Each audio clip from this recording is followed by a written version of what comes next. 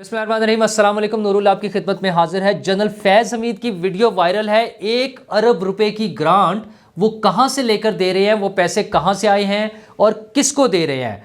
और इमरान खान साहब अपने पाँव पर खड़े हो गए हैं, लेकिन शाह महमूद कुरैशी उनको उल्टे पाँव चलाने पर लगे हुए हैं। और जनाब इमरान खान साहब साथ ही ये भी बता रहे हैं कि इस मुल्क पर सबसे बड़ा जुल्म किसने किया है और क्या किया है। लेकिन पीटीआई के लोग कंफ्यूज हैं और वो एक कोर कमांडर से मदद मांगते फिर रहे हैं। और सदर आरिफ अलवी इमरान खान के साथ हैं या तो सदर आरिफ अलवी से अगर बात शुरू करें हम, वो लाहौर आए हुए थे कल और उन्होंने कुछ मीटिंग्स करनी थी, जिसमें सबसे अहम मीटिंग थी परवेज़ इलाही के साथ। और परवेज़ इलाही के साथ मीटिंग हो गई। इमरान खान साहब को जो टाइम नहीं मिलता, सदर आरिफ अलवी को मिल गया और बड़ी लंबी मुलाकात हुई। परवेज़ इलाही साहब के साहबजादे भी दोनों उसमें मौजूद थे और उन्होंने खूब गपशप लगाई, तवील मुलाकात हुई और उसके बाद उसके जो है हैंड आउट भी जारी हो गया। और उसमें क्या बता रहे हैं वो, उसमें बता रहे हैं कि सदर साहब ये फरमा रहे हैं कि हमने पाकिस्तानी बन के सोचना है और सियासत में कोई चीज़ हरफ आखिर नहीं होती और मामलात को खुश असलूबी से अंजाम दिया जाएगा। तो ये बातें बता रहे हैं आरिफ अलवी साहब। और परवेज़ इलाही साहब उन्हें ब्रीफिंग दे रहे हैं अपने तरक्याती मंसूबों पर जो उन्होंने मुस्तकबिल के शुरू किए हैं। 726 अरब रुपए के मंसूबे हैं उनके, ये इतना बड़ा इश्तहार छपा हुआ है। 726 अरब रुपए के वो उन्होंने मंसूबे अनाउंस कर दिए हैं।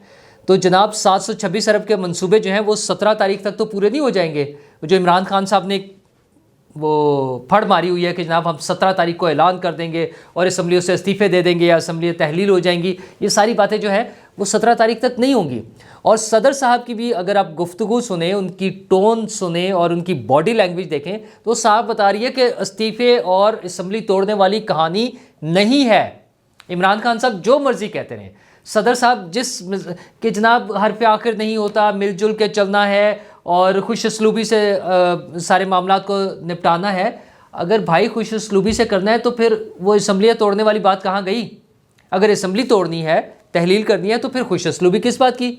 वो फरमाते कि जनाब मैं आया हूँ, उन्होंने ऐलान कर दिया। परवेज़ इलाही साहब सियासत भी तो है ना, थोड़ी सी तो फेस सेविंग देनी है खान साहब को और उनके सपोर्टर्स के सामने, उनके वोटर्स के सामने। तो उन्होंने कहा कि हाँ हम इमरान खान के साथ हैं, हम फुली हर तरह से जैसे इमरान खान साहब हुक्म करेंगे, बस असम्बली नहीं तोड़नी। खान साहब की ये ख्वाहिश पूरी नहीं होनी, इसके लिए उनकी तरफ से साफ जवाब है, कुछ नहीं होना। वो अपने दोस्तों से भी जो बात कर रहे हैं पूरा टाइम गुजारेंगे। आपको पता है उनके साहबजादे ने क्या कहा था कि वो जो है इलेक्शन तक हम ये इसको एक्सटेंड हो सकता है। और फिर परवेज़ इलाही साहब ने कहा कि जनाब सॉरी बजट तक का, उनको मोनस ने बजट तक का कहा था, परवेज़ इलाही साहब ने 3-4 महीने का कहा है। और एक उसमें बयान में तो वो ये भी फरमा चुका है कि असम्बली जो है अपनी मुद्दत पूरी करने के बाद इलेक्शन अक्टूबर से भी लेट हो सकते हैं, अगले साल अक्टूबर के बजाय उससे भी लेट हो सकते हैं। बड़ी क्लियर इंडिकेशंस है। खान साहब ने वो सियासी बयान जारी करना था, कर दिया। वो प्रेशराइज़ कर रहे हैं, वो सिर्फ प्रेशराइज़ कर रहे हैं फ़ौज को, इस्टेब्लिशमेंट को, कि किसी तरह मुझे एनआरओ मिल जाए, कोई मुझे सपोर्ट कर दे, मुझे कोई सेफ एग्ज़िट मिल जाए। केसेस इस तरह से बन गए हैं, सारे केसेस ऊपर नीचे आ रहे हैं। बड़ा मज़ेदार जो तोशा खाना केस है, उसमें जो फौजदारी कार्रवाई शुरू होनी थी उस पर भी समात हो गई और उसमें डिक्लेयर हो गया कि ये काबिल समात केस है। और 9 जनवरी को इमरान खान साहब पर्सनली ख़ुद पेश होंगे ज़ाती हैसियत में। केस चलेगा, सीधी सी सज़ाएँ हैं, लंबी चौड़ी सज़ाएँ हैं, सालों में काउंट करें चूँकि वो होगा जितने सारे केसेस हैं। अभी तो और खोल रहे हैं।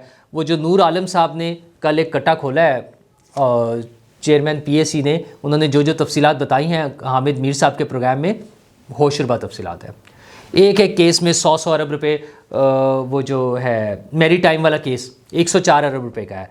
बिलियन ट्री सुनामी में तो लुट मची हुई है। अच्छा, प्रोजेक्ट क्या किए खान साहब ने, जितनी लूट मार हुई है केपी में, केपी जब इनके हवाले हुआ था तो उसका टोटल जो डेट था, कर्ज जो था केपी गवर्नमेंट पे, वो कोई 80 अरब रुपए था।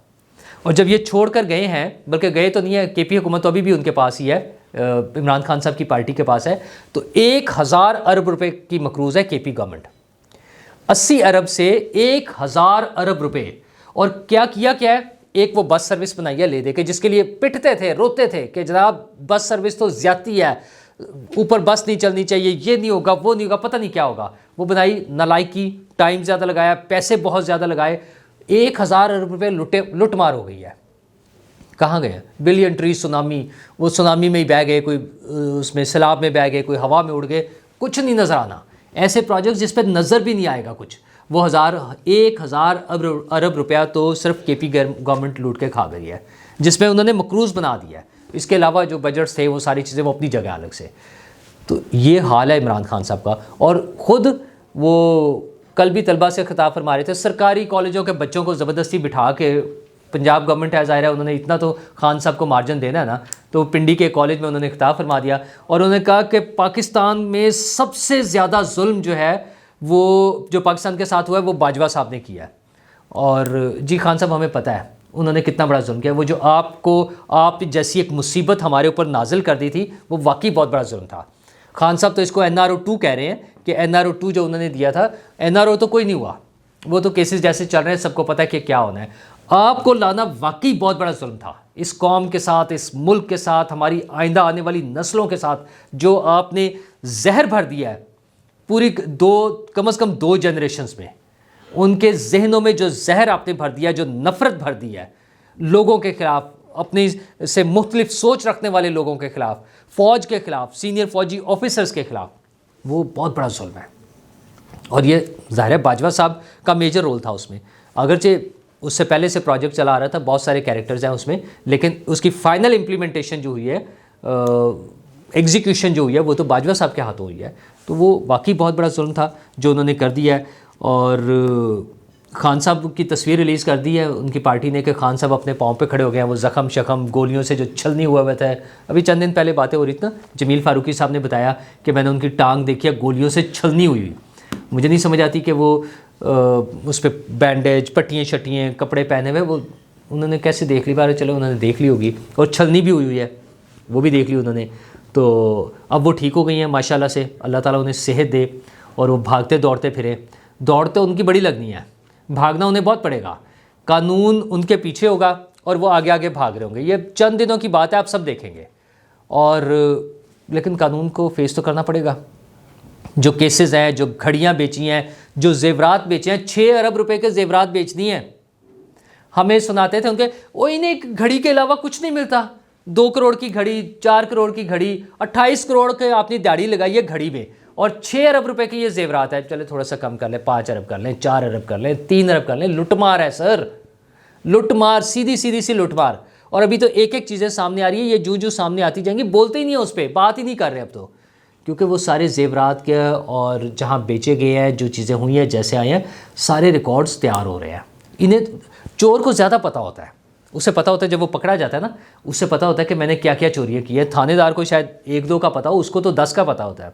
वो फिर निकलवाई जाती है ना उससे, तफ्तीश जो होती है उसके ज़रिए उसे पूछा जाता है। तो खान साहब को भी उस तफ्तीश से डर लगता है, क्योंकि उन्हें पता है उन्होंने क्या क्या चोरियाँ की हैं, क्या क्या फ्रॉड किए हैं, क्या क्या नौसरबाजियाँ की हुई हैं, वो सारी खुल के सामने आ जाएंगी। और वो जो उनका ऐलान था कि 17 तारीख को तोड़ रहे हैं, एक तो परवेज़ इलाही साहब ने झंडी दिखा दी है, कोई चक्कर नहीं है, ऊपर से उनके वाइस चेयरमैन और 2B चेयरमैन, पार्टी के कैंडिडेट, चेयरमैनशिप के कैंडिडेट शाह महमूद कुरैशी ने भी उनको झंडी दिखा दिया, या उस मंसूबे को झंडी दिखा दिया, लोगों को बता दिया कि कुछ नहीं होना। उन्होंने आज एक ख़त लिख दिया है स्पीकर कौमी असम्बली को कि हमारे इस्तीफ़े मंजूर किए जाए। अच्छा, वैसे पता नहीं किस बदहवासी का शिकार है, वो लिखा है कि हमने अप्रैल 2021 में इस्तीफ़े दिए थे। शायद उन्हें 2021 में ही दे दिए, अपनी तरफ से लिख कर दिए हों। बहरहाल वो 2022 में प्रेजेंट किए गए थे, और उसमें मसला सिर्फ इतना सा है, अब जो कह रहे हैं शाह महमूद कुरैशी साहब कि स्पीकर हमें बुला लें, और चाहे इकट्ठे बुला लें चाहे इंडिविजुअल बुला लें। और तो भाईजान उन्होंने ग्रुप्स की सूरत में बुलाया तो था आपको मई में, स्पीकर कौमी असम्बली ने बुलाया, आप गए नहीं। उस वक्त तो आपको दौड़ लगी हुई थी, आप डर रहे थे, खौफजदा थे। अच्छा, अब भी खान साहब ने जो कल ऐलान फरमाया था परसों कि हम जनाब क्या करेंगे, असम्बली में सब इकट्ठे होंगे और स्पीकर के सामने खड़े होकर अपने इस्तीफ़ों का ऐलान कर देंगे, उससे भी भाग गया। अब ख़त लिख दिया, असल में वो टाइम गेन करना चाह रहे हैं। ख़त लिखने का मतलब ये है कि अब स्पीकर का इंतज़ार किया जाएगा कि स्पीकर क्या जवाब देते हैं। अच्छा, अगर स्पीकर इंडिविजुअल तो 125 लोगों के हैं, तो अगर एक एक दिन में एक एक बंदे को भी बुलाएं तो चले 125 दिन हो जाते हैं। लेकिन पहले की तरह अगर वो ग्रुप्स में बुला लें, 5-5 लोगों को भी बुलाएं, तो 25 दिन लग जाएंगे। 25 दिन में 5-5 लोगों के ग्रुप जाकर स्पीकर से मिलेंगे और अपने इस्तीफ़ों की तस्दीक करेंगे। अच्छा, इतनी देर में पता नहीं क्या क्या नए आ जाएंगे, इश्यूज़ आ जाएंगे। खान साहब को तो वैसे ही कोई ना कोई नई स्टोरी मिल जाती है, वो उसके मुताबिक चल पड़ेंगे और फिर कोई नई स्टोरी आ जाएगी। यानी इस्तीफे कोई नहीं होने, ये जो असम्बलियों की तहलील की ड्रामेबाजी थी ये कुछ भी नहीं होनी। एक शुगल है खान साहब ने लगाया हुआ है, चलता रहेगा, सिर्फ प्रेशराइज करने के लिए कि मुझे ना पकड़ें, मुझे ना अहल ना करें और मेरे साथ कोई डील करें, आगे ले जाए, नेगोशिएट होगा ना कि मुझे बस उससे बचा ले। एनआरओ मांग रहे हैं खान साहब, सीधा सीधा सा एनआरओ मांग रहे हैं। खान साहब नहीं मिलना, पॉलिटिकल लीडरशिप जो है वो आपको एनआरओ देने को तैयार नहीं है। और किस वजह से? आपके रवैये की वजह से।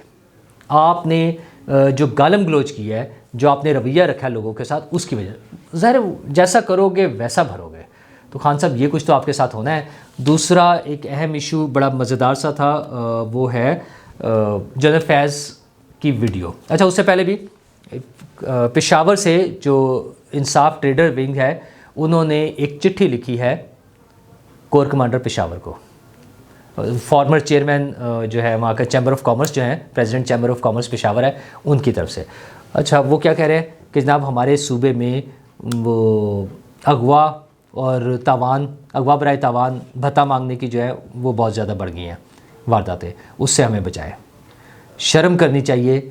खान साहब जब गवर्नेंस की बात करते हैं, जब मेरिट की बात करते हैं, तो उनके अपने सूबे में ये आलम है कि उनके लोग, उन्होंने बताया एक साबिक एमपीए और एक साबिक मिनिस्टर और एक सेनेटर के घर पे जो बम का हमला हुआ उसका उन्होंने हवाला दिया है, जो बार बार लोग उठाए जा रहे हैं, पैसे मांगे जा रहे हैं, उसका हवाला दिया है। अमन अमान की जो सूरत हाल है, तो केपी गवर्नमेंट कहाँ सोई हुई है? सोई हुई है ना। असम्बली तोड़ने को वो इमरान खान की बात नहीं मानने को तैयार, काम करके वो नहीं दिखाने को तैयार है, कर्ज़ों के उन्होंने ढेर लगा लिए हैं। तो कर क्या रहे हैं? सिर्फ लुट मार।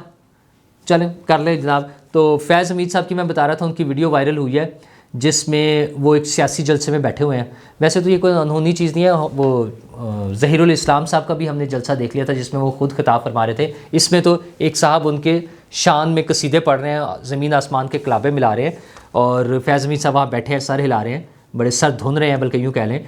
और उन्होंने बताया कि बड़ी खिदमत की है इन्होंने, जब ये सर्विस में भी थे तो उन्होंने इस इलाके की बड़ी खिदमत की है। अच्छा, मुझे नहीं समझ आती, जब वो सर्विस में थे, वो DGISI थे, वो कोर कमांडर थे, वो उससे पहले DGC थे, वो मुख्तलिफ पोस्टों पर रहे, प्योर प्रोफेशनल फ़ौजी वाली वो जॉब है, उसमें वो इलाके की क्या खिदमत करते थे? वो खुद ही बता सकते हैं बेहतर, या कोई और सीनियर फ़ौजी बता सकता है कि एक सीनियर फ़ौजी इस लेवल पे काम करने वाला अपने इलाके की क्या खिदमत कर सकता है। खैर, वो उन्हें दावत दे रहे हैं कि आप सियासत में आ जाएं, हम तो चाहते थे आप चीफ़ ऑफ आर्मी स्टाफ बन जाएं, और अगर आप बन जाते तो आप इलाके की भी और खिदमत करते, मुल्क की तो होनी थी, लेकिन अल्लाह को यही मंजूर था, अब आप सियासत में आ जाएंगे, बड़ा नाम पैदा करेंगे। और आपने 4 इलाकों के, उन्होंने चकवाल और बाकी आसपास के इलाके बताए, 4 जगहों के लिए 25-25 करोड़ रुपए की ग्रांट मंजूर कराई है, यानी 1 अरब रुपए की ग्रांट। तो फैज़ हमीद साहब, क्या वो आपने कोई अपने ज़ाती फ़ंड से दिए हैं, अपने ज़ाती अकाउंट से दिए हैं, या कोई आर्मी की तरफ से ऐसा फ़ंड अवेलेबल था जिसमें से आपने दिए हैं, या पंजाब गवर्नमेंट से लेके दिए हैं? अगर पंजाब गवर्नमेंट से लेके दिए हैं तो आपका क्या फैज़ हमीद साहब का क्या ताल्लुक़ है पंजाब गवर्नमेंट से? वैसे तो सबको पता है हमें कि क्या है, लेकिन वो अपनी पोजीशन इस्तेमाल करके अपने इलाके को 1 अरब रुपए का फ़ंड लेकर दे रहे हैं, और वो बड़े खुशी से सर हिला रहे हैं। जब वो साहब ये तकरीर फरमा रहे हैं उस वीडियो में, तो वो बड़े जनाब खुश होकर सर हिला रहे हैं। तो वो 1 अरब रुपए कहाँ से आए हैं, और पंजाब गवर्नमेंट जनरल फैज़ हमीद के कहने पर क्यों दे रही है? और फैज़ हमीद साहब तो खैर सियासत तो कर ही रहे थे, और वो तो उनके बॉस भी कर रहे थे, तो ज़ाहिर है उन्होंने और बॉस ने मिल के करना था। लेकिन याद रखें फैज़ हमीद साहब भी और जनरल बाजवा साहब भी कि जो अब इस्टेब्लिशमेंट है, जो अब फ़ौज है, जो अब फ़ौज की टॉप लीडरशिप है, उनका बड़ा क्लियर डिसीजन है कि हम एपॉलिटिकल है, हमारा कोई रोल नहीं। जैसे अभी पता चला, मैंने कल भी आपसे जिक्र किया था कि परवेज़ इलाही साहब को साफ जवाब दे दिया, उन्होंने कहा हम इस्तीफे दे दें, उनका दे दें यार, जाए जो करना है आप जाने और हुकूमत जाने। तो इमरान खान साहब को NRO मांगने के लिए आसिफ जरदारी और नवाज़ शरीफ के पास जाना पड़ेगा। ये आप याद रखिएगा, ये दिन अब दूर नहीं है, चंद दिनों की बात है। ये जूं जूं केसेस अपने मंतकी अंजाम तक पहुँचेंगे, उसके करीब पहुँचेंगे, खान साहब को दिन में तारे नज़र आ जाने हैं। उन्होंने जो खुद चंद चढ़ाने की कोशिश की थी वो तो नहीं चढ़ सके, लेकिन उन्हें दिन में तारे ज़रूर नज़र आएंगे, और वो भागेंगे इन 2 लोगों से NRO मांगने, सबके सामने होगा। फिर हम देखेंगे कि फिर वो क्या फरमाते हैं। फिर उनका नया बयानिया क्या होता है, फिर वो खुद मुख्तारी और खुदी का क्या प्रचार करते हैं, और वो फिर हकीकी आज़ादी किसको कहेंगे। चंद दिन की बात है, हम सब के सामने होगा। शुक्रिया।